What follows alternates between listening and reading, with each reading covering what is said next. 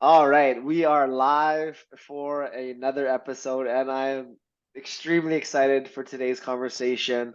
On today's episode, I interview an artist, a dancer, a yoga teacher, a breathwork facilitator, a meditation guide, dream interpreter, mentor, and conscious mother. She's also one of my closest friends that I met just this year, and I'm so excited to introduce you all to her. Welcome to the winner circle, Tracy Tomchuk. Hello. uh, this is gonna be fun. You and I have had so many like beautiful conversations that I just cherish whenever we spend time together. Um, it's a highlights of my day. Meeting you has been like a highlight of my year, and let's get this going. The goal of these conversations is to really uplift, inspire, and empower everyone listening along. And this first question kind of sets us up on that path. Tracy Tomchuk, what do you love about your world right now? Not about the external world, but your personal world. What do you love about your world right now? um, my internal personal world. Yeah, I don't know, like life is really good. I don't know. Um, I've had a really interesting journey, which obviously you know so much about. Um, but the last couple years have been full of like a lot of initiations, which I was like very open to, but that doesn't make initiations not any less painful or that you have to like grieve or when you're like going through tough times. Like it was interesting.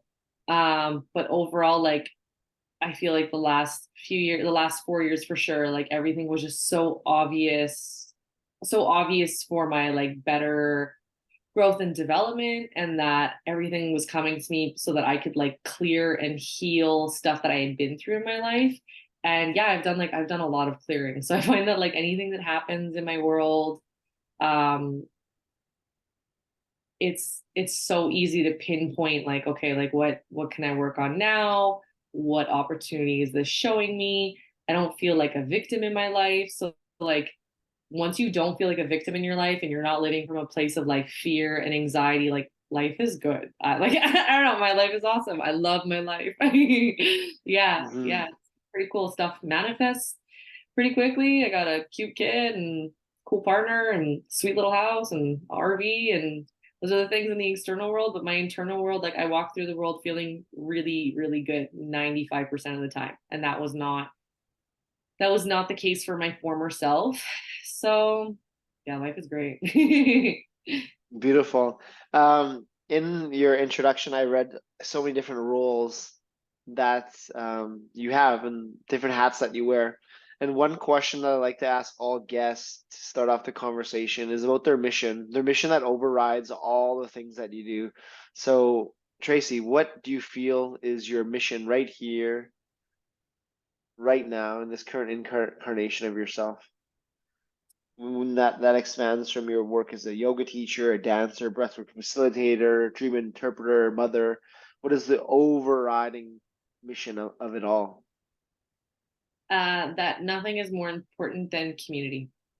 I came across that answer when I was in 2012. Hmm. 2012 was a really interesting year for me. I had just gotten out of a very abusive relationship. It was emotionally and physically abusive. And so I went off to Tanzania, if you're a local there. And yeah, I wanted to do some traveling. And I'm just a big believer that if you're going to travel somewhere, like it's so dope to give back to the community because like you're taking, as like a traveler, like you're receiving so much and people are so generous to like share their culture and their food and their tapestries and stuff.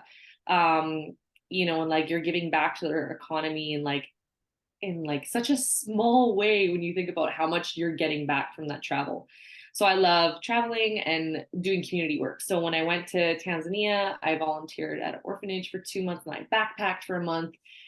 And that was super cool. And the time at the orphanage was amazing. It was very powerful. I loved being around the kids and I got to do some like tutoring and mentoring there. But it was like the backpacking portion that like after I'd like really kind of gotten to know the people, then actually just like living amongst them and like traveling and being viewed as a tourist as opposed to like a volunteer or a helper. And it was cool. Like there was so many instances where like community was becoming like, wow, like this is really cool. This is really cool. This is really cool. But my favorite community memory was I was on like a bus, and like when I say a bus, where I was, the bus is a like a half-ton truck with like a bench inside, but like walls, and everybody like climbs the walls to also be on the roof. And there might be goats on the roof. Like it's a good time. It's like so much fun. But this sweet elderly lady came on, and I mean, I obviously know Canadian customs, so I like offered her my seat on the bench, and she said no, which I was like, okay, cool. But she had a bucket, so she like put the bucket down on the ground, and then after she put the bucket down on the ground, she put it down right in front of me, and then she crossed her arms on my lap and rested her head for like 35 minutes. It's like sweet old lady took a nap on my lap. But what I was most intrigued about was observing the people on the bus observing me.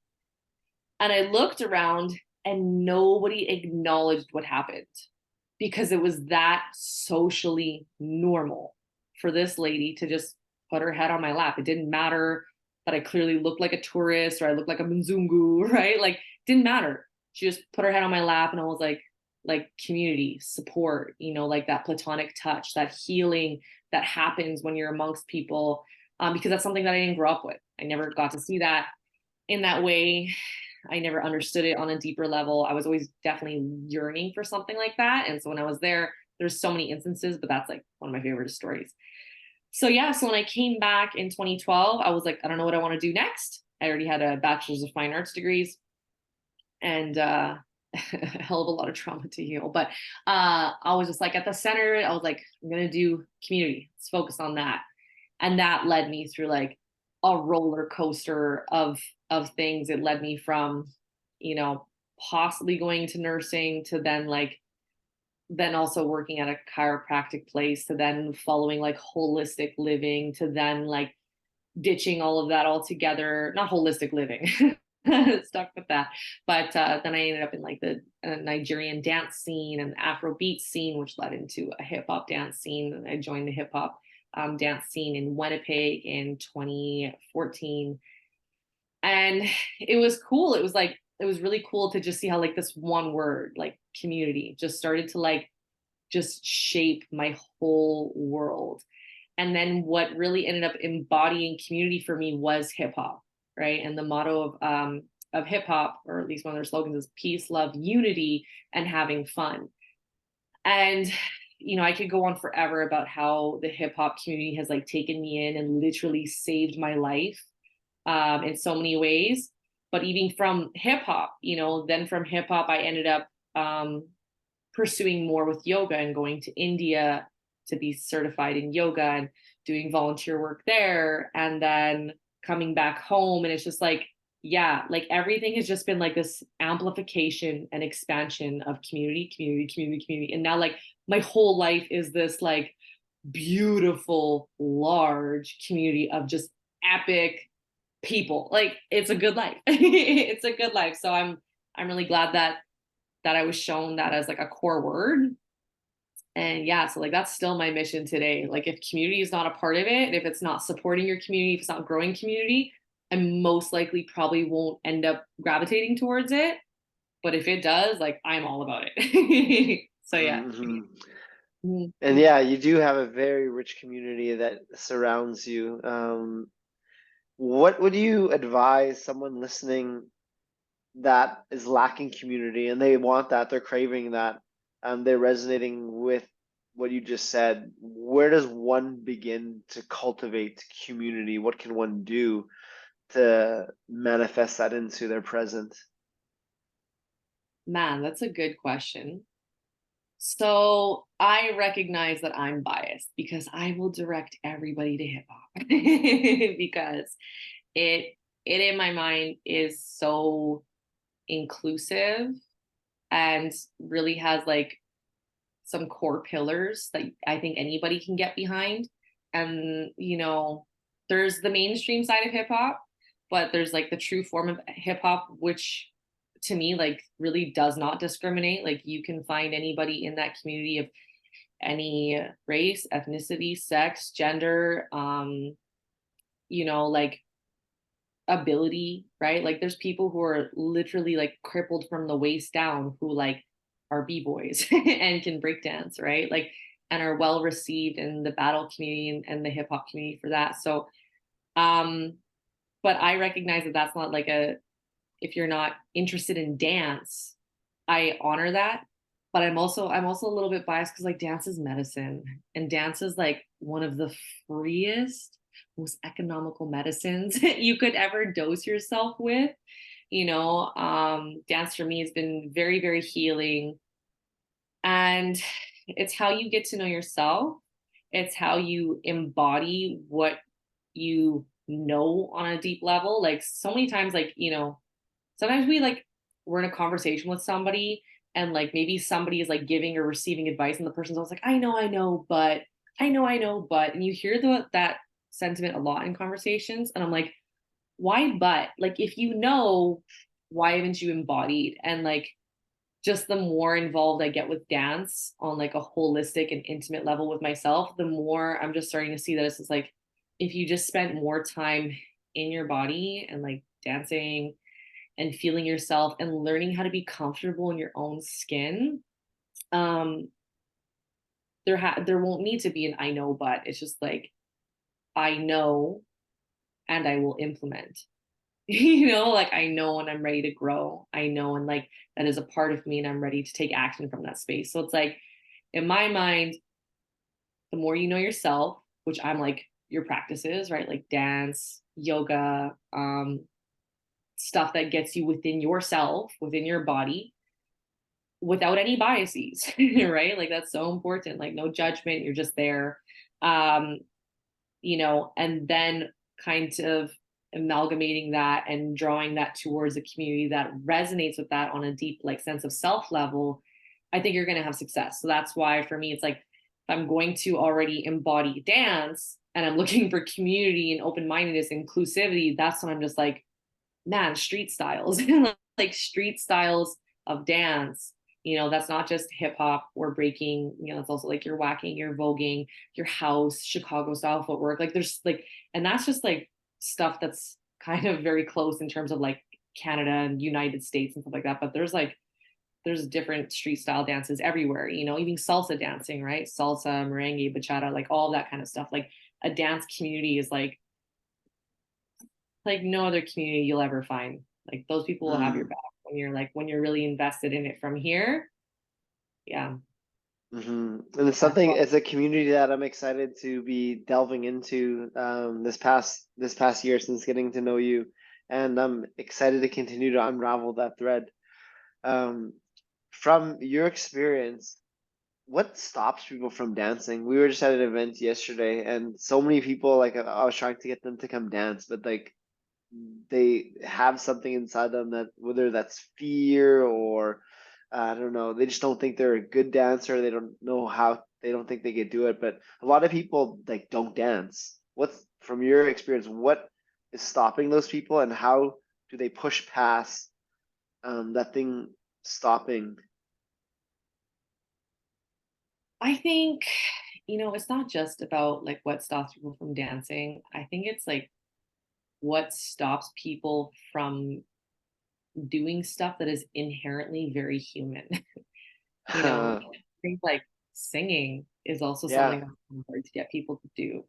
Dancing, um, playing instruments, making music, you know, like these things that are traditionally such a huge integral part of the human experience.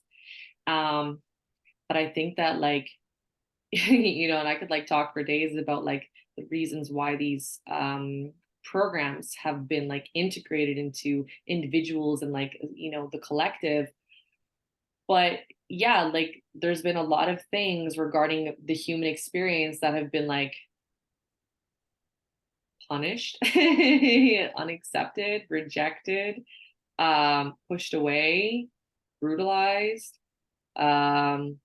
just overall like removed and burned out of society as like a collection, right? And it's just like, I just think like we do that a lot. Like anytime, there's a science oddly behind like genocide, right? Like there's the 10-step process behind genocide, right? And one of the steps is definitely about like removing people's art and their connection to source. But you know, if you believe the model that source comes from within because you are, a branch of source energy, anything that connects you deeper to yourself is like deeply threatening, right? So there are so many reasons why society has evolved in such a way where there's like this deep wound of like rejection and not being able to face certain aspects of yourself or society. So like I feel deep compassionate for people who don't feel ready to dance and don't feel ready to sing and don't feel ready to come into their body, because how can you not? Like, I mean, I had a pretty traumatizing childhood, right? Like I spent years outside of my body not wanting to come in. And then which was funny because like I danced my whole life, and even though I had trauma, it was dance from like a different place. I'm sure it still got me in a place of embodiment, but like you can definitely still dance from your ego and get like really good at it and make a ton of TikTok videos or whatever, you know. But yeah, I just think like, I have this motto that I live by for like a really long time, and it's I'm not allowed to make any decisions based out of fear. So if like I know I don't want to go somewhere because I'm just like I genuinely don't feel inspired to go over there, I'm not going to go. But if I don't want to go there because I'm just like I'm a little nervous, I make myself go because I'm just like, damn it, that was your only thing you couldn't not do it for, right? So it's like, so anything that I recognize that I'm afraid of, I'm like, I'm gonna do it because there's a place for me to push into so that I can more deeply understand myself and break free of the walls that I know I've built to keep myself safe, because I needed to build those walls as a traumatized child. But as an adult who's like in full control of the reality, I get to take down those walls and I'm in control of that, which is like so freaking important. I'm in control of taking down those walls and taking down the box that whether people put me in it or I put it in myself or I came to believe it, I get to dismantle that. So I'm not going to make any decisions from a place of fear. Therefore, I do a lot of like wild things. Like I started battle dancing like very early. Like my first battle footage of dancing was like awful. Like I've showed up to jams and I forgot everything that I've ever trained and like cried afterwards. And I was like, oh well, like now I know how bad it could be. And now I'm a little bit closer to being me and like seeing like the perfectionist in me and how I want to heal the perfectionist in me who thinks like she's not good enough, who thinks like I'm not good enough to do this, I'm not pretty enough to do this, I'm not strong enough to try this, I'm not musical enough to feel this. And it's just like this idea somewhere that you're not enough or you're not worthy of the experience, which again like can probably always be rooted and traced to somewhere back in time, when this became a truth for you. And it's like, man, as an adult, it's like so important to dismantle that, and yeah, like start small, like dance in your home. And you can get a guide, right? Like there's people who will guide you on how to like dance. Like I do like healing workshops through dance, but just like dance a little bit in your home and like see what's making you uncomfortable. Like listen to that little voice, not in a place of judgment or in a place that's actually going to make you stop, but be like, what are you talking about? What are you saying? Oh, you have this fear. Where does this fear come from? And be more like inquisitive, like you're getting to know yourself rather than like judging. If you were trying to make a new friend and they're like, oh, I don't like hot dog buns, and you're just like, that's fucked. You would never say that. You would just like, that's so interesting, tell me more. That's like really specific. Hot dog buns, really? Like, in like such a gentle and compassionate and caring way. I just don't think like we're ever like interviewing ourselves like that. And so yeah, it's like trying something that's like a little bit out of your comfort zone and then like interviewing and like watching the process and then pushing yourself a little bit deeper and watching that process. And I think it's like, yeah, I think it's a really beautiful process. Everybody wants to look at the end result, but like we're always evolving. So there is no end result, So like, yeah, enjoying that process, doing a little bit at a time, and just like getting to know yourself. And that's what I feel winning is. This show is called Welcome to the Winner Circle, and I feel winning is embracing the process in the present, in the now, versus being destination orientated. When I get that degree, when I get that job, when I get that relationship, when I get that house, this, et cetera, et cetera, et cetera, then I'll be happy. And time again, we get there, and maybe it's momentarily you're happy, and then it's always and now what? And now what? Now what? So for me, winning is embracing the process in the present and enjoying that to the fullest capacity. Um, what does winning mean to you, and what does your wins look like in your life today? Hmm. Winning. It's like such a funny, like now I like to sit down and like think of the word winning, to win. Um, I think like winning is your ability to celebrate like so often, you know, like that's what like a win is. You like train for this thing and then you do the thing and then you won the thing. Yeah. And like maybe your first place or something. And yeah, I think like a lot of time people are like really focused on the end result. I was really blessed. I dated this like dude in high school, not the greatest guy, bullied me so bad in middle school. Then we dated for like 2 years and he ended up like cheating on me. It was like so stupid. Had a lot of toxic relationships. But it was such an interesting teacher for me because prior to that moment, I was like I had great academics. So I was like really invested in like math and science. And I was gonna go do something in the pursuit of math and science. But when that relationship fell apart, and I noticed like my friendships kind of deteriorated a little bit also after that because of high school drama. I devoted myself to a lot of art. And I remember just being like, I was 17 and I lived like every day in the lunchroom in the art class. I like didn't go anywhere else, didn't want to talk to anybody else. I was just like, and I recognized at 17, I was like, okay, if art can get me through the biggest drama of like my high school life, which is like big because that's like kind of your only life at that point, right? Like, if art can get me through this, then I think art can get me through a lot of other really difficult things in my life. So let's pursue art, because I want whatever it is I'm focusing on to ease my journey in life and make it more palpable and enjoyable and explorational as opposed to just like trying to achieve like the highest goal, the best grade, the next female scientist. Like, okay, cool, like that, like sure, why not?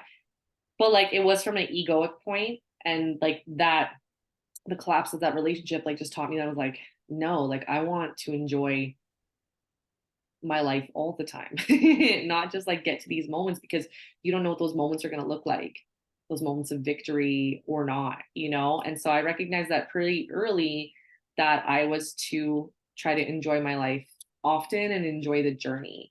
And so, I've gotten to a point now where it's just like rather than ever like dipping into my perfectionism and my perfectionist programs of being like, oh, it could be this certain way or it could have happened this exact way. Like, I don't really feel that way anymore. And I'm always just like, man, like that felt good. Like so many micro wins. Even with my daughter, like we always end our day with like, what was your favorite moment of the day?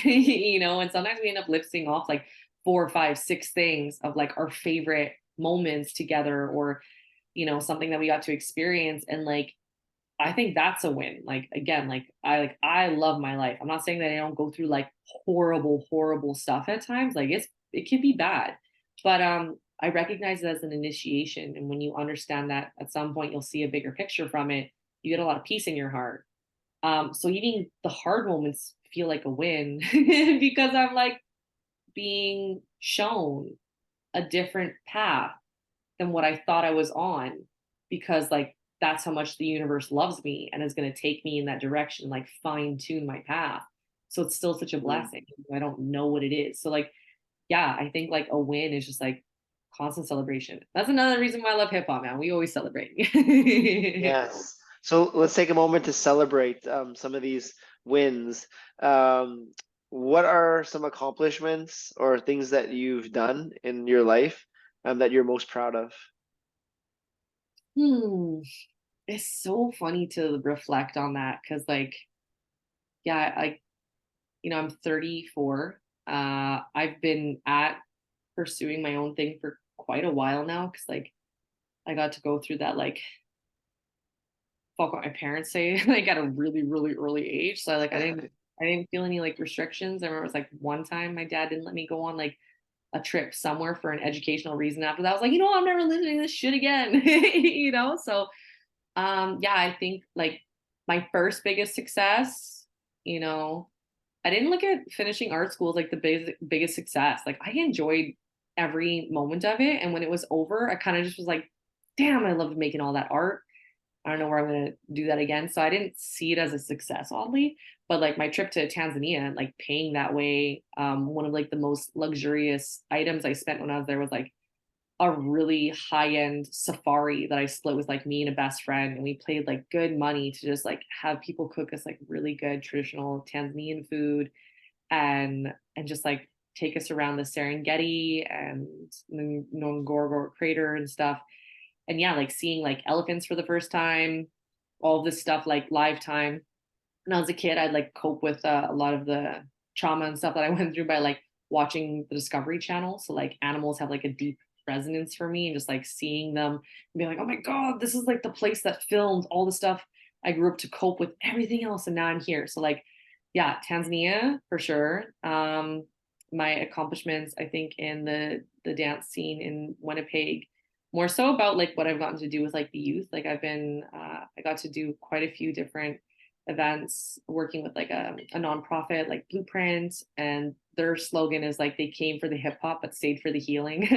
um, my trip to India I saw was like a massive success. My certification in yoga, going to Texas to be a certified facilitator in breathwork, huge success. But even more of a success was the fact that like me and my husband and 1-year-old daughter, like we didn't know how we were going to get to Texas. It's like 3 weeks before we have to be in Texas. This is September 2021, and Universe was like, you should look into RVs, and I was like, interesting. And then somehow we just like found an RV online, bought it, and left the country. And we thought we were going to be gone for like a month. And yeah, no, we ended up being gone for like 18 months, 19 months, just living in an RV with our 1-year-old, just like going across North America and back and North America and back. And I've made like family and friends across the world, across the continent, like between the RV tripping, and I still keep in contact with people in India and Tanzania. Like, yeah, man, my word was community, and like I have a global community. So like I think that's like my biggest win is like my global community. Obviously I really appreciate my relationship with my partner. A massive win. We've been together 9 years as of last week. And my daughter, she's gonna be 3. Like, yeah, I knew she was coming. Like I was like 28, and like the universe was like, you're gonna have a kid by age 32. And it like really freaked me out at the time. So I was like, the fuck? I had like nothing planned for her, but universe lined up everything just to just be perfect in the end. It didn't look perfect as it was like evolving. You're like, what is going on? But moving into a house at like 6 months pregnant with a big baby in my tummy, and yeah, but no, I've had a lot of wins, and those are like my more like notable monumentous wins in my mind because yeah, they've resulted in a growth on my part or acquiring new friends and family. And I mean, like travel, adventure. Oh my God, that'll always be a win. I love adventure. So yeah, lots of wins. Mhm. Now let's talk now about service. How are you currently serving your medicine and paying forth all this wisdom that you've learned on your path? I think it's just really important to support people with where they are at and what they are waking up to. I think a lot of people, you know, the older generation has a lot to acclimate to because they don't have the strength of the vocabulary to back them up. And then the newer generation has access to lots of vocabulary like portals and astral projections and you know, like awakening and all of these things, right? And they use this vocabulary, but like I find that sometimes it's like tossed around so normally without the true wisdom and like discernment to understand like what that really means and what that really means to them on a deep level, right? So yeah, I support people often with my words, you know, just hearing people out and hearing where they're at and what they're waking up to, because as you expand in consciousness, a lot of strange things can start to happen. And like, I love strange. There's like nothing anybody could tell me that would like surprise me in terms of like supernatural phenomenon and whatever. It's like, it's all very normal in my mind. It's normal. It's going to become the new normal. So I love supporting people through my words and just hearing the reassurance that people feel after my conversations with them is like deeply rewarding for me. Breath work, I serve breath work as medicine. Breath work ceremonies are just so powerful. Like I love plant medicines. I've gotten to explore them. I did a bunch of breath work before I got into plant medicines. I don't suggest plant medicines for anybody. Like honestly, like people should do like a bunch of breath work before they get into plant medicines, just so they can like acclimate to those like massive moments where like their body is telling them something, and then like listening, like compassionately listening to what's coming up and sitting with what's coming up from your being. Yeah, so I serve breath as medicine. I help support people in how to sit with what's coming up from their body, and then how to maybe understand it a little bit more, and then how to apply it on a deeper level, on a soul level. Yoga, I love teaching yoga. Dance, I mean, dance obviously is just such a deep spot in my heart, and I'm really enjoying doing like dance as medicine right now, which I've been like slowly building into more and more, and taking people into those like uncomfortable moments with their movement, you know. And in hip hop we have this term called a cipher, and you just like you make a circle, and the people on the outside like they bounce around, they clap, but they're not like dancing, but one person goes into the circle and like gives it their all, and they're all like doesn't need to be like backflips, but I'm just like just really leaves their heart on the floor. And I always say, like, once you get to the point where you're like, okay, I'm done and I want to come out now, I'm starting to be like, I've used all my good moves, or I don't really have anything else to show you. Um, that's when I say, like, stay in there a little longer, you know, and see what movement your body actually wants to do. Because the first like 4 minutes might have just been like movement vomit of all of the things your body wanted to try, you know, and all the things that it thought was going to like really impress people and wow people and make new friends. And I'm just like, okay, well, can we make friends with like the ugly moves too? You know, and just like staying in there a little bit longer and seeing that and feeling into that.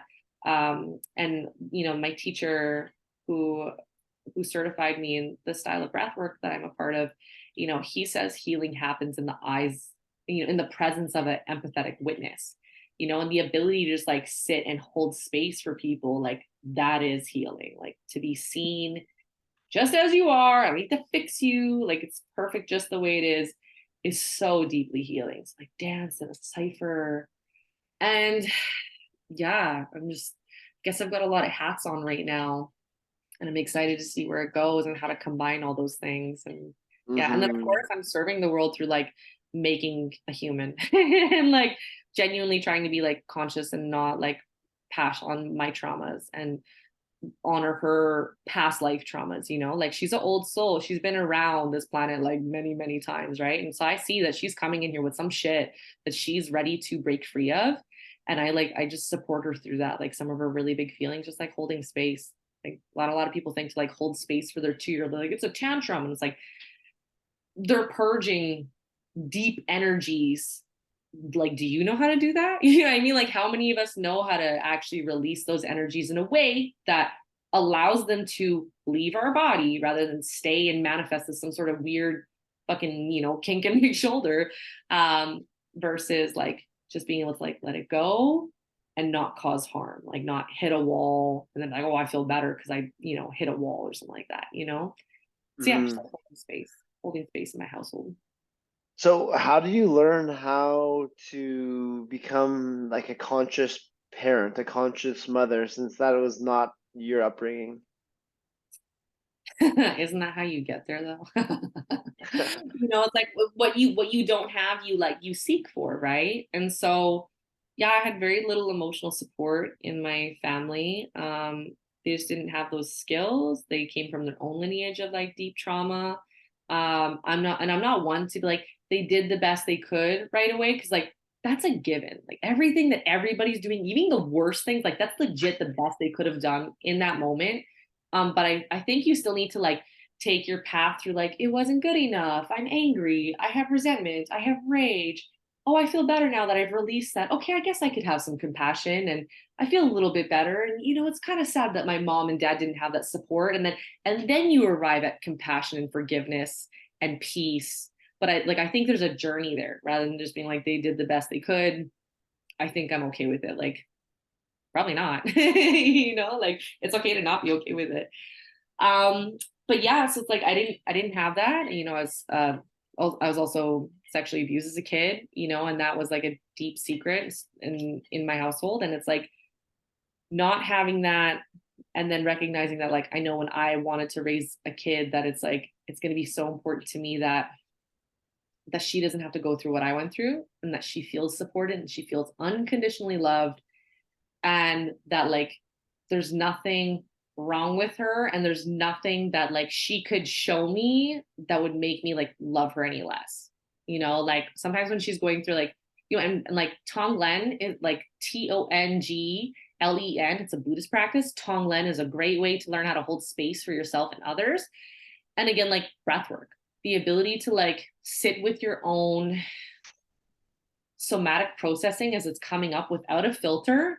If you can learn how to sit with your own stuff, when you witness it in somebody else, you're just like, that's what's going on.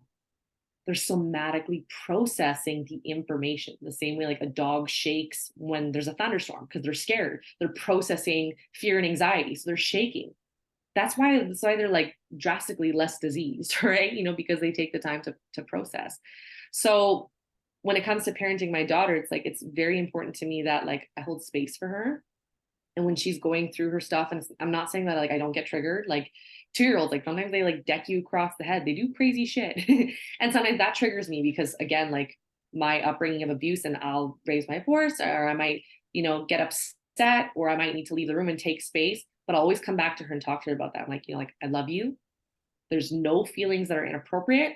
Everything that you're feeling is valid and important. And like please do it, continue to do it. And I always say like what we're trying to do is express these feelings in a way that doesn't cause harm. Can we learn how to channel our biggest feelings in a way that doesn't cause harm? And I say, and mommy's learning too. Mommy didn't have somebody to teach her that. So I'm actually kind of learning with you on how to do this. And sometimes we don't get it right, but it's okay to make mistakes while we're learning.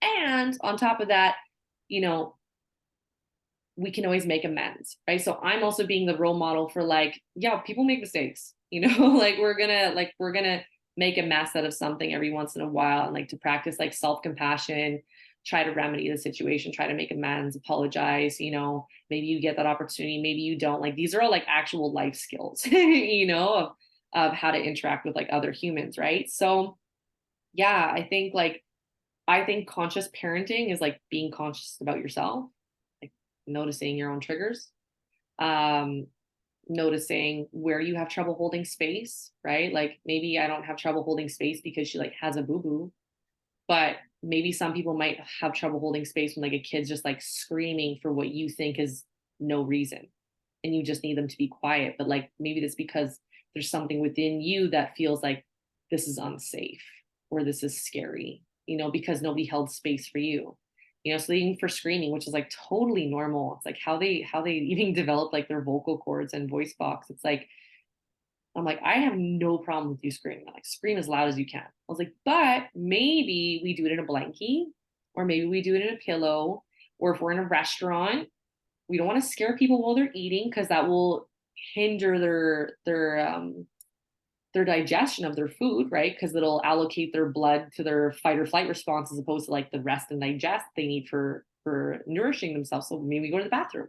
Maybe go to the bathroom and scream 3 times in the mirror, and I've done that with her too. It's like, yeah. And anytime your kid like really bothers you, like really, really bothers you, I'm always like, if your spouse isn't deeply bothered, like it's a chance like that's legit just a trigger of yours and that like that's something worth healing. Like so much of your kids' stuff is just like something that's within you that is triggering to you because it's Mm-hmm. yours. It's your shit that you taught them, you know? Mm-hmm. So trauma has come up a lot in this conversation so far. So let's take some time to talk about trauma. How do we shine a light and bring awareness to our trauma and the effect it has upon us? And then once we do that, how do we heal it? How have you done so? And how are you doing so? This is a process, right? Yeah, I have lots of tools in my toolbox and I could like, yeah, I could write tools for days. And like I do that. Like sometimes I have like a text message that I'll send to a person that's like, like 15 possible tools for this one trauma. But I think it's like fair to say that like everybody has it. Everybody has trauma. There's a really interesting definition of trauma that like the textbook definition of it is like kind of irrelevant. But basically what ends up happening is like anything, doesn't matter whether it's normal or if it's actually traumatic, if your body didn't like the response that you had to something, your body might perceive it as trauma. And like it can be very minor or it can be like a massive situation. But anytime you don't act in a way that like made your body feel like, yeah, we like really enhanced our survival, your body can perceive that as deeply trauma. So it's like eating like, you know, getting cut off in traffic. If you didn't swerve or you swerved in the other way and you caused a collision, like that could be traumatizing because your body didn't like the way that like you reacted, and so it's like, so to make the word a lot more general, I think makes people a little bit more open to it as opposed to seeing it as like some sort of like, you know veteran experience, like, and like my heart aches for that, but like honestly, like trauma doesn't need to be, it's not that extreme. It's really not. There are extreme traumas, but there's also not. And so I think like taking the time to notice it, anytime you're invested in a somatic process, something like dance or breath work, and honoring your body's process to trauma, the more you acclimate and remove those filters that were most likely applied to you as a child. And like we see that like kids have no filters. Like when they're angry, like they're kicking and screaming, when they're confused, it's like you can see it when they're stressed, like they have all these somatic processes for the feelings. But then like you as a guardian might be like, stop doing that, don't scream. So filters get applied over time. But like our body like genuinely knows how to process these stressors, but it does have to get better at it. So I definitely recognize that like, after even just like 8 rounds of breath work, it's like not even 8 hours of my life over the course of like 7 or 8 months. I noticed that, something really stressful happened to me last year. We were in Montreal visiting my mother-in-law. We were at her church, and Zen was just like doing baby things. She's 2-year-old, and she pulled a church pew onto her, like in the middle of the service, and it landed on her hand. And like, it could have hit her face. Like just the way it was like, anyways, picked her up, brought her upstairs, nursed her right away so I could look at her hand. Cause I was like, I'm sure this hand's like broken. It was bad. Anyways, the hand was fine. The hand was fine. The swelling went down. We did a lot of like energy shenanigans with it, like all good. 3 weeks later, I'm back in Winnipeg and I'm watching like a YouTube video of like, I don't know, like, like those good deeds videos where it's like 15 minutes of like all of like the best moments in people's lives. And you're just like, this is amazing. Out of nowhere, the video ended and I just started like shaking and like tears started coming. And I was like, oh, that was crazy. This is a somatic response. And so it's like, hey, body, what is this about? And I just got a flashback to that moment watching the church pew fall on her. And I was like, yeah, you're right. Like in my mind, like my kid could have been harmed or like worse, like could have been the end right there. It was very stressful on my body. Very, very stressful. And in that moment, no, I couldn't deal with that. No, my feelings didn't matter of like what could have happened. That didn't matter in that moment because I had to be like the nurturing caregiver mom and then take the appropriate actions to remedy that situation. If she needed to go to the hospital, I would have needed to be clear of mind to do that thing. I didn't have time to process my feelings. That's normal. Like, that's okay.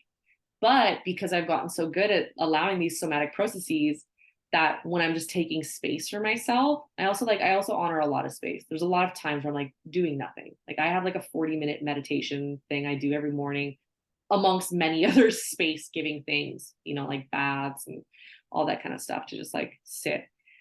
And yeah, and it was really interesting. I didn't do a breathwork thing. I was just sitting there watching a YouTube video. My body just felt like it was a safe place to start processing this. And I allowed it. I wasn't like, this is an anxiety attack. I was like, what do you want to talk about? What are you trying to tell me? And it was just that moment. And I cried and I shook for like 5 minutes and then it went away and I felt better and I went to sleep. And I woke up the next day feeling great. Mm-hmm. It's not an ache in my shoulder later on. It's not an anxiety next time I bring her to an event. It's not, because I process it, which is very important. You have to process it. You have to feel it. You have to see it. You have to feel it, and then it moves. You don't look at it. If you don't heal it, it stays with you. Mm.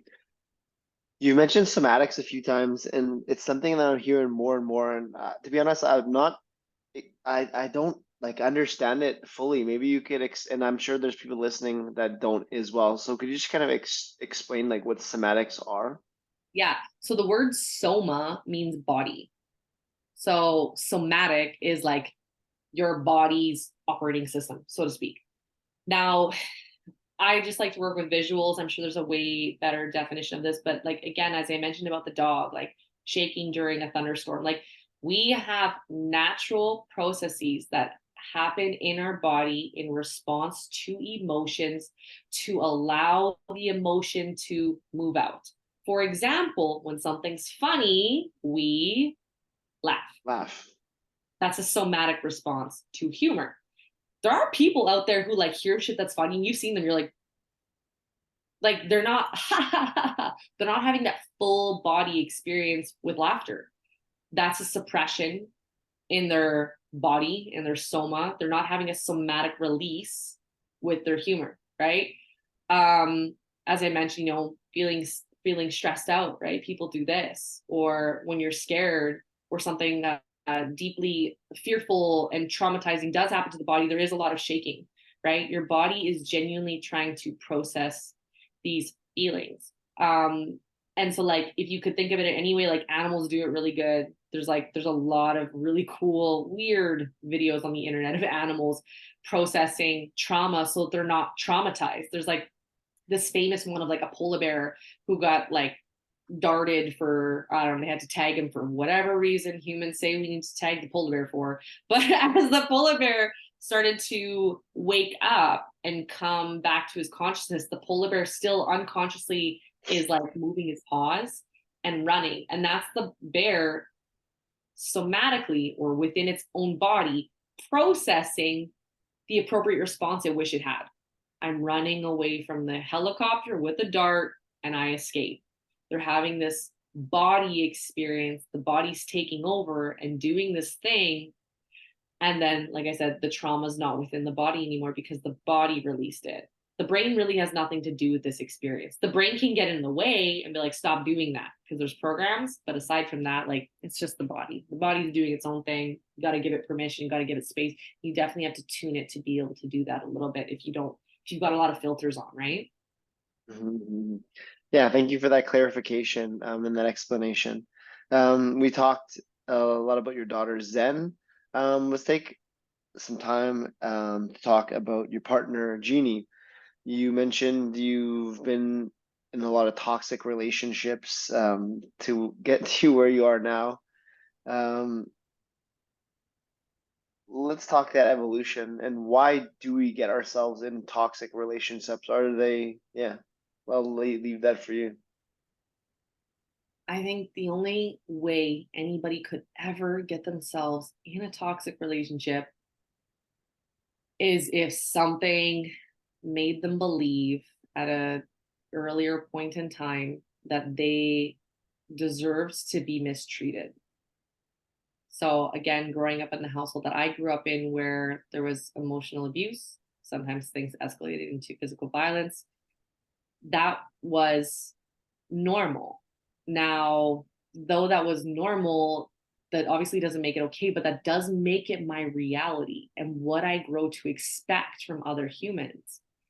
And so that's why when, sometimes you meet somebody and there's no chemistry, it's like sometimes like that person's really awesome, but there's no chemistry because they don't make you feel the way you felt in your childhood, which like wasn't always good, So my relationships that were toxic, like at a later point, like when I reflected on them, I was like, whoa, like they were exactly intimate partnership embodiments of what I was led to believe as a kid, right? Like that silent treatment was okay and punishment was necessary to grow. Um, and if I'm really mad at you, it's definitely okay if I hit you type of thing. Like none of those things are okay. Ever, ever, ever, ever. None of those things are okay. But until we learn that and until we learn that we deserve better, a lot of the time we will remanifest those situations into our lives. So it's like it really is just a larger adult scale of what we saw as young people. And that's why like relationships are so important, in childhood.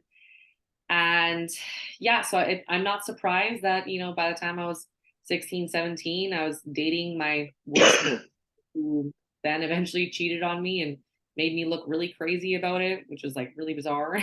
And then I ended up with like a really nice guy after that. There was no chemistry. He was totally normal. He was totally normal. I was like, oh, I don't know what to do here. I left, and the next guy swept me off my feet and just like, yeah, so emotionally abusive, so many red flags over time. But then would, you know, buy me back again with like just the sweetest gestures and so thoughtful afterwards, which is like a normal loop that people get into with those who are abusers, right? But I'm not surprised that I ended up in those situations given the way that I grew up. So for me, like I love like the single time. I've never had a problem with being single. That doesn't mean that heartbreak doesn't like fuck me up. Like when I have a broken heart, I'd like sleep in my sister's bed for like 6 months, like yeah, like I would never be alone. I made sure I always had like a friend or a sibling or somebody around. I was just very like gentle with myself. Like, why would you want to be alone when your heart's broken, right? Like, so just like very nurturing, but like also recognizing that like again, those relationships were kind of toxic. So I always kind of like loved like I don't have to answer anybody's questions. Nobody needs to know where I am right now. Like this isn't gonna piss up a boyfriend, like I always felt like so free and liberated between relationships. I didn't date. I loved being fucking single, like going to travel and just looking at Tracy. Who is Tracy now after that relationship? What could Tracy have done better in that relationship? What could Tracy have done differently? What could this person have done differently? Who could we have picked instead?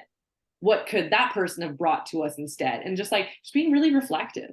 Like what happened? What happened? Like we both said we loved each other, yet we're not together. So what the fuck happened? Like let's just think about it. It's a big question. And it's easier to ruminate on, like I said, when you're like not allowing yourself to be alone, not by like toxic relationships, but by being people who just like genuinely bring you comfort, right? And having those like platonic supports and having just like a really good system of like friends in some way or a counselor and just like having people who are just going to listen and hold space or just keep you company and watch a movie and make sure it's not like a rom-com or something stupid, it's like something irrelevant. I just think that's so important, right? And being mindful. And then, I think it was like through my reflection time and the willingness to change, the willingness to break old habits within myself. I also, in 2019, I had a dark night of a soul experience, a lot of supernatural stuff that really created my ego. I had an ego death. So it was really easy after that moment to like really make sure there was like relatively no programs operating within me, right? But before then, I felt like I was still having like great success in relationship. And that's not to say that like me and my partner didn't have hard times. Like we had some hard times and some very difficult communication problems and stuff, but yeah, it wasn't like violent in the way that like my other relationships were. Um, yeah, and again, like I think that was just like I was just blessed to be mindful enough and enjoy being just me. I still love being just myself. He's my counterpart, and he's the person who like I'm raising this child with and who I'm like deeply in love with and exploring the world, like my best friend. But like I'm still me. And I'm like pretty solid, and like I'm Tracy. I exist like Tracy. Nothing can really change that. So yeah, I think a strong sense of self like goes a really long way. Yeah, I wasn't always like that, but like on the pursuit of like cultivating that was definitely a goal of mine. So yeah. Mhm. And in that 9 years, you guys actually separated at a point. We did, Um, yeah, in 2019. Yeah. Yeah. So as I mentioned, the bigger issues in the past were communication issues. I'm really big into, again, like because I like the spiritual phenomena, weird stuff. I like to talk from the perspective of like the divine masculine and divine feminine. People can juxtapose that with like, you know, toxic masculinity and like I don't know what the wounded version of it for women is, but like there's definitely stereotypes. Like there's stereotypes that are like not helpful to anybody. But like when you're operating from like the concept of like divine masculine and divine feminine or yin and yang, which like we all have yin and yang. We all have masculine and feminine energies within ourselves. And then in our relationships, you're going to have if you have nice polarity, you're going to have one person being a little bit more masculine, one person being a little bit more feminine. Maybe the relationship might be a little bit more fluids and like maybe it jumps back and forth, but most often there'll be like a polarity where like one is clearly a little bit more than the other. Of masculine and one's clearly a little bit more feminine in energetics, right? Which is like not a gender thing, it's just energetics. So yeah, before 2019, we were together for 5 years. He was in the wounded masculine stage, which was like, like wanting to fix everything, never wanting to see the feminine cry or wounded, and wanted didn't we had trouble communicating because he wanted to fix so quickly. It was like really hard to sink into my feelings, and I already struggle with sharing my feelings anyways. So when you're with somebody who like really wants to fix shit really fast, you're like, okay, well, I guess this seems like the best plan of action, like not knowing any better. But it definitely got us into a rut. We definitely got to a point where we both were feeling incredibly misunderstood and like very boxed in and very confused. And so yeah, so we had a separation in 2019, which is also one of the catalysts for my dark night of the soul, and which is like not one night. It goes on for a while. Your ego takes a while to disintegrate. So yeah, but like that was yeah, I don't know if there was any other way that could have happened, but that was like deeply a gift, an ego death. Like though you legit feel like dying, though like the separation with him like made me want to die. I just like sometimes you just say to the universe, be like, hey universe, it's a little too fucking intense right now, and I know this is an initiation, but like give me something to balance this with. And I didn't need the darkness taken away, but I did need like reminders as to why I even like want to be here on earth. And so for me, like dance and hip hop and the community who surrounded me on like a global way to support me and take me in, those are my moments of joy.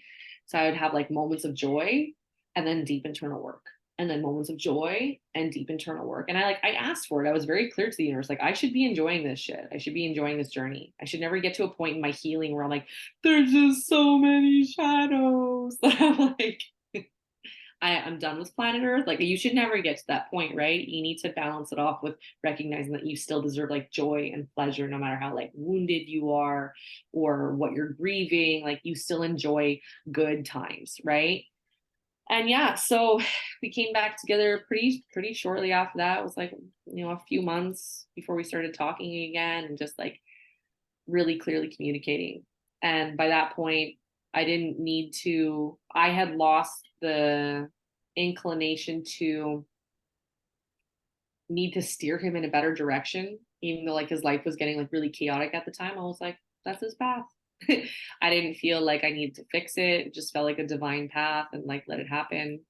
And he, for the first time, like really held space. Like he could listen to like my worst stories and just offer, a hand or a hug and just like, thank you for sharing. And sometimes like that's all you need. Like I think we live in a world where it's like everybody really thinks you want advice and whatever, but it's like no, like deep down, like you know what to do. I'm a firm believer in that, and that's why like space holding is just so important. Honestly, like listen, the ability to listen or the ability to observe and hold space while people are processing is like the biggest gift, the biggest gift to the planet, and it was definitely a huge gift to our relationship. So yeah, it's like I said, the lack of communication like prior to that was like that led to some pretty horrible situations, at least like from our perception point.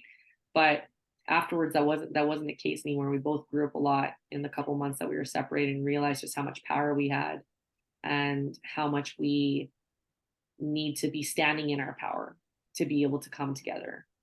And yeah, never look back. So yeah. Mhm. So, you've met various mentors and helpers that have taught you many things on your journey, on your path. Let's take a moment to acknowledge some of those mentors and helpers. I know there's tons, so we don't need to go through them all, but who are just a few notable people that have really helped you on your way? Who were they, and what were your major takeaways you've learned from them that you incorporated into your being? Yeah, thank you. You know, it's interesting. I think that a lot of people get I think that some people get like quite a bit of help with their mentors. And I would say that like because of a very unique situation that happened to me when I was a very, very young child, when I was 7.5 months old, I kind of made a bit of a disconnect from parental figures. And so that makes my relationship with mentorship very interesting. And that's also one of the reasons why I really pride myself in being able to support people and what it is they're going through, because I myself did not get much support at all growing up. And then even as an adult, it was like you'd get a little bit of support, but then I felt like the inclination to like where I could run with it. So it was like interesting, like through my spiritual awakening, I had one phone call with my yoga teacher Tara, who certified me in India. I had one 3-hour phone call conversation with him. I asked him a bunch of spiritual questions about like what was going on and how to cope with it. And that was it. Like I never felt inclined to reach back out. We're still tight. But it was interesting that like that's somebody who like has a deep place in my heart and really helped me through that. Like I said, it was like 3 hours. And yeah, a gentleman named Dave, who's like a protector of me in this lifetime. He's a reflexologist, Reiki master.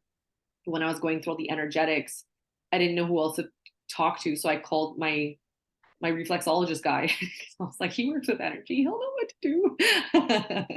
And so he really helped me a lot. And yeah, just like held space, offered so much care and genuine nurturing elements of him. Like he's been like the one constant in my life that like even though I don't see him like often, like when I do, he's like always there to be like father figure and have my back. Not that I don't have my dad, but he's very nurturing.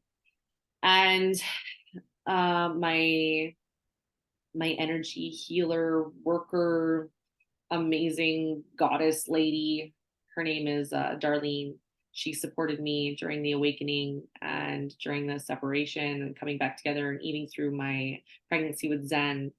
She really understood the energetics of things, and she was like asking me to do things that like my body wasn't even ready to do yet, which was like so fascinating to me, just how dense the energies were on my body, and how inaccessible everything was. Nothing wanted to move through my system. So yeah, so Darlene was so sweet, so nurturing, so open-minded, and she's like a visionary. So like, she one of the coolest things that she ever gave to me, she's like, wow, she's like, I have this visual of you that like, universe was giving to her. And she said, you're in the middle of the ocean and I don't see land anywhere. You're like just there, like floating on a log. And she's like, and you're not afraid at all. She's like, you have such deep faith that everything is going to be okay. I've never seen that before. Like it was, and it was just like, I kind of always hold on to that and be like, I did, like through all my previous lifetimes, like I've come to a place where I can really cultivate that, like no matter how awful it is, like it's going to be all right.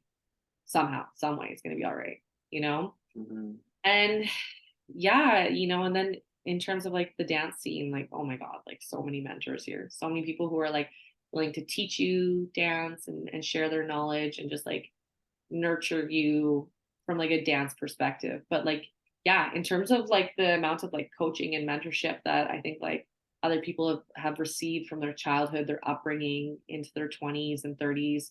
Yeah, it's interesting. It's pretty interesting. Yeah. Mm-hmm. Get a lot of my information from like mediums who channel stuff. Like Abraham Hicks and Florence Scovel Shin and Paul Selig, like those are my favorite teachers. My favorite. Mm-hmm. I love those teachers as well. Mm-hmm. And let's talk about that love. What have you learned about love? What does love mean to you? Love is it's a constant.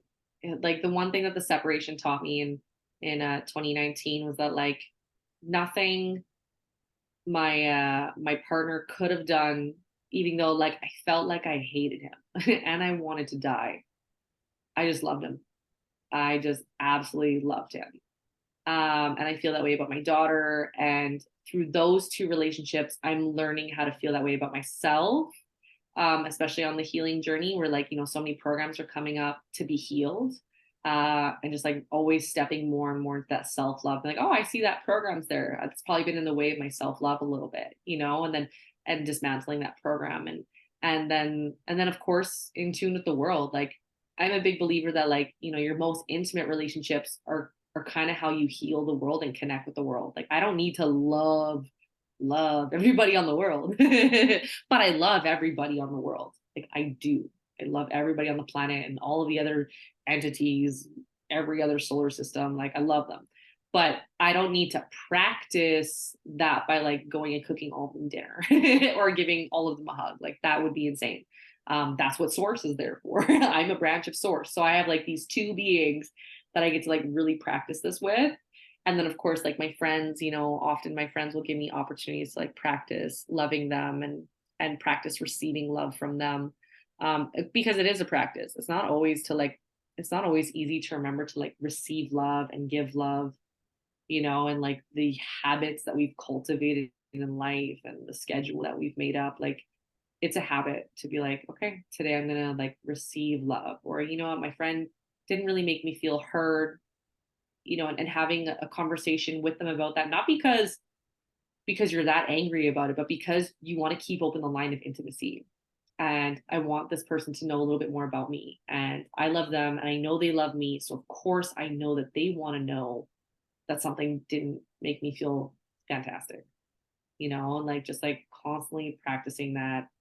It's it's a difficult practice because it's the one that like can really trigger those wounds, like the wounds that like make you not dance and sing.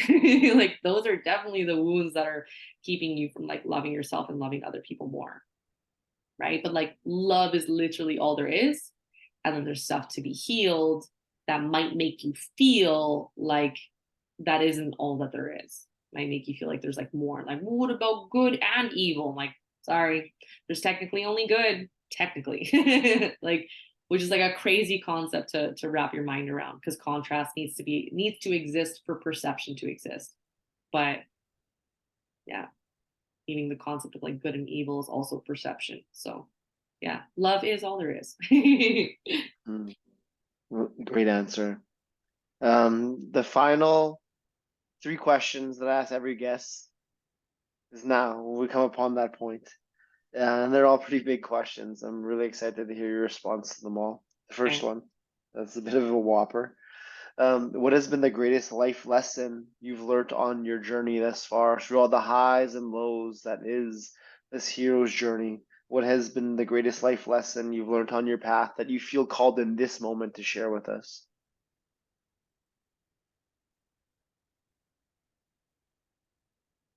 What is my greatest life lesson to be shared right now? Hmm. I think it is to, if love is like all there is, I think like a practice of like trust, practicing trust.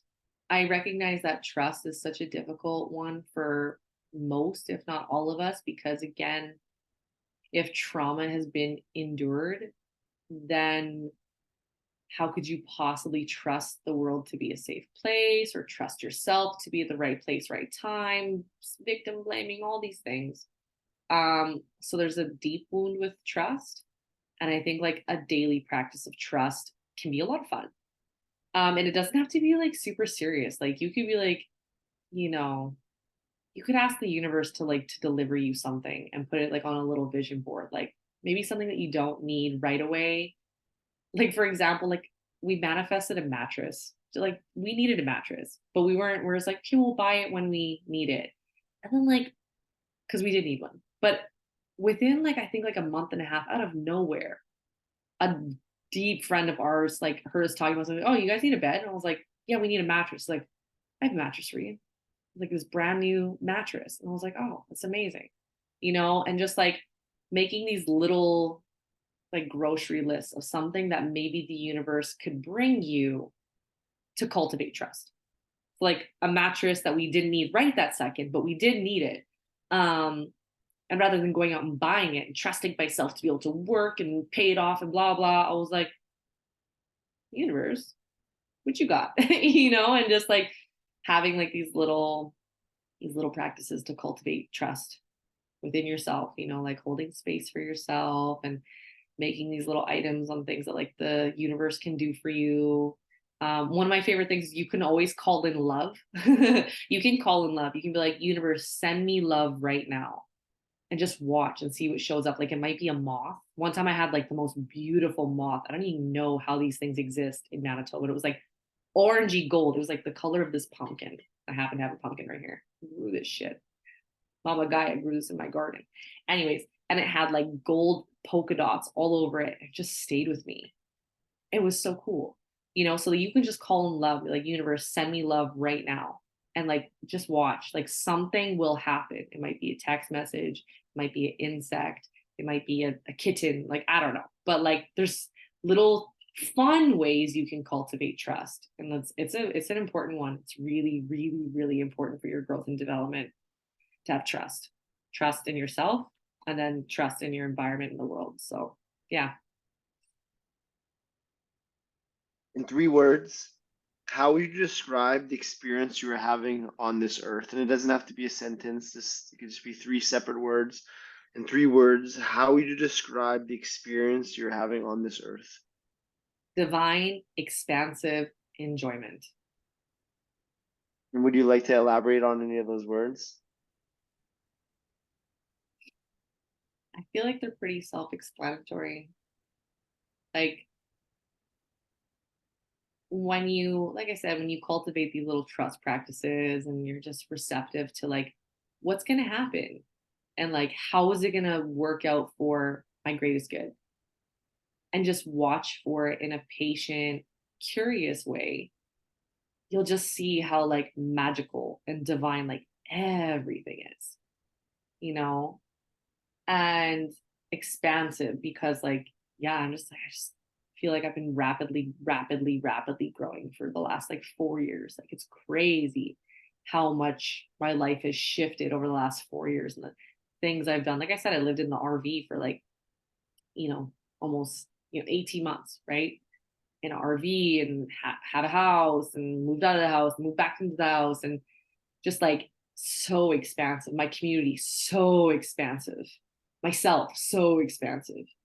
My daughter's doubled in height, since she's been born. Like it's crazy, so a very expansive time. And then like enjoyment, like I'm loving the process. Every day I love it more and more, especially when you see that like everything genuinely is working out for you, and even those hard moments, like they're here to show you something. What a blessing. Like there's, whether it's your higher self or just the orchestrations through the universe, like there's something out there that loves you so much that's going to keep giving you a chance to look at that wound until you heal it. It's going to give you another chance. Oh, you didn't figure out this time. That's okay. It's okay. Here's another experience, you know, and you want to see it as like just your bad luck. And like, no, like that's so loving and like compassionate. It's not mad at you because you didn't figure it out the first time. It's just like, it's okay. We'll try again. I'll send you somebody else. I'll send you somebody else who can help you see that differently or see it a little bit differently. Like that's so much love right there. Mhm. Yeah. Final question. I know you believe in magic, so we're gonna use some magic here. I love magic. We played around with time. We've checked out your past. We've ex we've explored the present, and we're going to time travel. We're going to move forward into the future, and we're going to visit an 85-year-old Tracy Tomchuk. Who is that 85-year-old woman? Where are you? Who are you surrounded by? What does your life look like? What is the legacy that you've left behind in your time? And what is the dominant feeling in your soul? Yeah, she's a badass. I don't know what to say. Like that old lady is so fucking cool. I always like to look up like videos of like really old ladies who are like raw vegan and just see like what they're doing. They're doing the craziest shit. Like there's this 7-year-old lady who wrote like 8 books in her 70s and like has some 50-year-old boyfriend or some shit. I don't know, but she was widowed in her 30s or whatever. But so like me and my partner, like, we're vegan right now. One day I want to try raw veganism. One day I want to try breatharianism. If you ever heard of it, like that shit is so cool. The ability to live off of virtually no food forever is like just there's just so much to try in life, and I think like right now it's like because I'm constantly rewriting my subconscious mind and like parenting my child and dismantling my childhood wounds, like I'm fatigued at this point in my life. I'm tired. I'm not tired because I'm raising a kid. I'm tired because I'm constantly rebuilding my subconscious mind. And the subconscious mind is best rebuilt in sleep. So I need lots of sleep. So I'm honoring that. But like, yeah, by the time I'm like 85, like I'm gonna be jacked. I'm gonna be flexible. I'm gonna be traveling the world. I'm gonna be with my family. Maybe I'll be visiting my kid who will also be like 50 years old by then. And like I don't see it as like I don't even see it as like that's when the legacy ends. Like I don't know. I feel like we could easily live 140. Like in my mind, like if I get taken out, like I want it to be something like weirdly instant. I'm not gonna have like a slow burn. No, like it'll either be an instant or like one day I'll just be sleeping, but I'll be like really, really old, so Uh, yeah, there's just so many things I want to try. And like I also recognize like, if people like bucket lists, like make a bucket list but put an age on it. Like that's one of my favorite things to do. So you always have something to look forward to. So like for example, as you age, your brain becomes more efficient. It doesn't actually get older and shrink because you're getting dumber or some stupid concept like that. It loses water mass because the brain is getting more efficient, so it tightens up. So people associate it with all these other wrong conceptions, but it's not true. So by age 50, you're less likely to get ascension sickness. So maybe by age 55, I'm like hiking Kilimanjaro without getting a headache, and just like, maybe age 60, I'm writing a book or I'm learning how to play the violin or something. But like, it's like having bucket lists of like things, but then like associating ages to do the math rather than being like looking at this daunting list that like maybe you think you're going to shove all into your 30s and 40s and like man, life is long, like find so many different things to explore and keep it exciting. Like I look forward to the day that I'm just like raw vegan only and then maybe breatharian only and just doing yoga and dance all day. Like but right now that's not the season. That's cool. Like I'm enjoying this right now. So yeah. mhm. Mm, Before we leave that 85-year-old Tracy, what is the predominant feeling in her being? just more joy. Yeah, like more joy, more wholeness. She's made peace with even more. Um, she like I think by then I'll have a much deeper compassion for my parents than I even do right now. And I just think like that compassion and that wisdom that can only come with time and true experience. Like I think those will settle in more, those will integrate more. You know, I've done several plant medicine ceremonies by now. I think by then I'll have done a lot more, you know, and all that kind of stuff. And just yeah, just really working with not only getting to know myself more, but getting to know the natural world more and enjoying that. Really enjoying. Mhm. I'd just like to invite you to take a moment to really embody those feelings of that 85-year-old Tracy. So just take a moment, step into those feelings, feel them, become them. And then I'm going to bring us back. I'm going to bring us back to this present moment, this present time, this Tracy here and now. And that 85-year-old woman, she sends you a message. What does she whisper in your ear? I love you. Beautiful. Mm. It's been a pleasure, Tracy. It always is. And I'm so glad I get to share a bit of these brilliant conversations that I'm so blessed that we get to have often. To close every conversation, or before we do that, if people want to find you, they could find you on your website at tracytomchuk.com, and on Instagram, you're at Tracy Tomchuk, and then you're also at Thrive with Tracy. There's a bunch of awesome YouTube videos that you have uploaded, and I'm sure there's much more brilliant stuff to come. So to close every episode, we make the conscious choice to step into the winner's circle. We bring our fist in for digital fist bump. And that's a wrap on today's conversation. Thank you so much. Awesome.